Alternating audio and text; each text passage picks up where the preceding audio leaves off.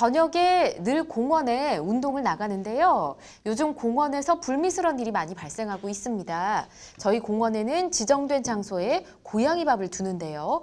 한 번은 고양이가 밥을 먹다가 죽은 겁니다. 누군가가 고양이 밥에 농약을 섞은 것 같았어요. 이에 고양이 학대하지 말라는 현수막도 걸었는데 자주는 아니고 한 달에 한 번꼴로 이런 일이 발생하는 것 같았습니다. 저도 누군가의 폭행을 당해 죽은 고양이의 모습을 보고 충격을 받아 병원을 다니고 있는데 아직도 진정이 안 됩니다. 현재 그 주변에 CCTV를 부착해 놓은 상태고요. 만약 범인이 잡히면 그 범인은 어떤 처벌을 받게 되나요? 저는 그 범인을 상대로 정신적 고통에 대한 손해배상을 청구할 수 있나요? 라고 보내주셨습니다. 이게 주인 없는 동물이라고 해서 함부로 할 권리는 없습니다. 요즘 좀 동물 학대 소식이 간간히 들려오고 뭐 뉴스나 TV에서도 계속해서 보도가 되고 있는데 동물 학대를 했다, 적발이 되게 되면 어떤 처벌을 받게 되는지부터 먼저 알아보도록 할까요? 네, 동물보호법에는 이에 대한 이제 처벌 규정이 네. 정해져 있습니다.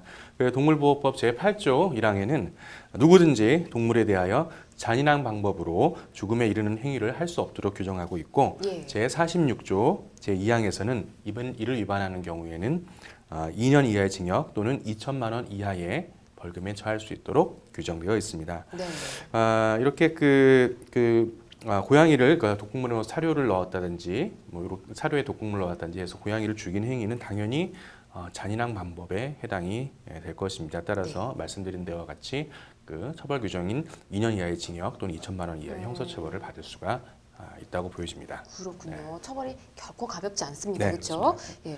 자, 그러면 사연 보내주신 분처럼 동물 학대로 인해서 뭐 잔혹한 동물 사체를 보게 됐다든지 약간 정신적인 충격을 받으셨다고 했는데 이로 인한 정신적 피해 보상이 될런지는 모르겠네요. 이 누군가를 상대로 해서 가능할까요?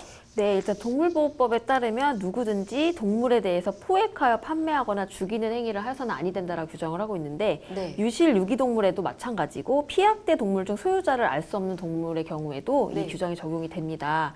근데 이제 고양이는 동물이고 민법상 이제 재물에 해당이 되거든요. 그렇죠. 만약 소유 재물인 반려묘를 누군가가 이제 학대를 가해서 죽게 했다면 네. 재물손괴죄에 해당이 되고 네. 그로 인한 정신적, 물질적 피해에 대한 손해배상 청구가 가능할 것입니다. 다만 길고양이와 같은 이제 무주물의 경우에는 죽여서 일부러 이제 집 앞에 충격을 주기에 놓았다든지, 그다음에 집 안으로 던졌다든지 네. 하는 정도가 아니라면 사실 이제 뭐 동물보호법에 따른 처벌은 받을 수 있겠지만 손해배상 청구는 좀 어렵지 않나라는 생각이 듭니다. 그렇군요. 알겠습니다.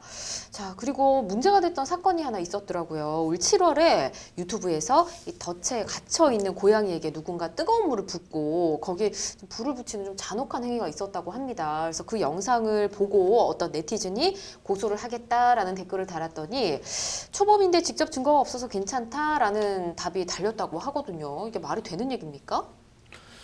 글쎄 그 유튜브 영상만으로 예. 직접적인 증거는 당연히 될 것 같습니다. 네. 직접적 증거가 되는 거죠? 네, 네, 그렇습니다. 네, 네. 예. 그리고 이제 초범이라서 괜찮다. 뭐 네. 이런 얘기를 이제 했다고 했는데 통상 이제 초범이면 좀 선처를 받는다. 이렇게들 많이 알고 계신 것 같아요. 물론 그러한 경향이 없는 것은 아닙니다만은 네. 초범이라고 해서 무조건 선처를 받을 수 있는 것도 아닙니다. 음. 네. 일단은 이제 범죄를 처벌할 때는 그 비난 가능성 또 범행에 대한 어떤 내용 이런 것들을 종합적으로 이제 판단하게 되는데 네. 보통 이제 초범인 경우에 이제 범행이 경미한 경우에는 그것을 이제 좀 비난할 수 있는 가능성이 좀 더 약하다라고 볼 수 있기 때문에 예. 또 다시 또 재범의 가능성도 아직은 또 예상할 수 없고 이러한 차원에서 이제 선처를 해주는 것이지 네. 고의적으로 이런 그 좀 죄질이 안 좋은 범죄를 저지른다고 하면 초범이라도 당연히 처벌받겠죠. 네, 중형을 그렇죠. 처벌받을 수가 있습니다. 네. 특히 사안처럼 그 자극적인 영상을 고의적으로 일부러 만들기 위해서 이러한 동물 학대를 했다라면 제가 보기에는 초범이라고 해도 선처를 받기는 조금 쉽지가 않을 것 같습니다. 그렇죠. 또 영상 자체가 직접적인 증거가 예. 될 것으로 보입니다만은 만약 이런 영상이 없다고 하더라도 간접 증거만으로도 충분히 처벌은 또 이루어질 수도 있습니다. 네. 말씀해주신 단어 중에 기억이 나는 게 죄질이 좋지 않다. 네. 예, 이럴 때는 뭐 초범이라도 당연히 큰 처벌을 받겠죠. 그렇습니다. 네. 네, 예, 네. 요걸 기억을 하셔야 될 것 같습니다.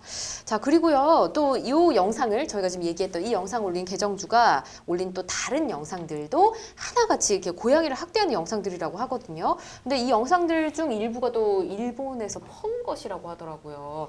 이게 좀 우리 도덕적인 윤리상으로도 좀 안 맞는 내용이잖아요. 네, 맞습니다. 그리고 현행 동물보호법에 따라서도 이게 금지되는 동물학대 행위에 해당될 수 있습니다. 네.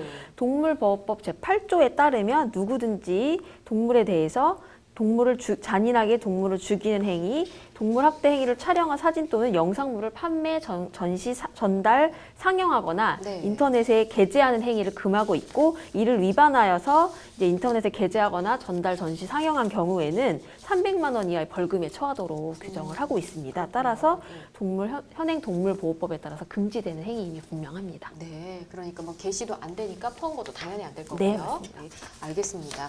궁금해하셨던 사항에 대해서 이렇게 답변을 좀 드리도록 하겠습니다.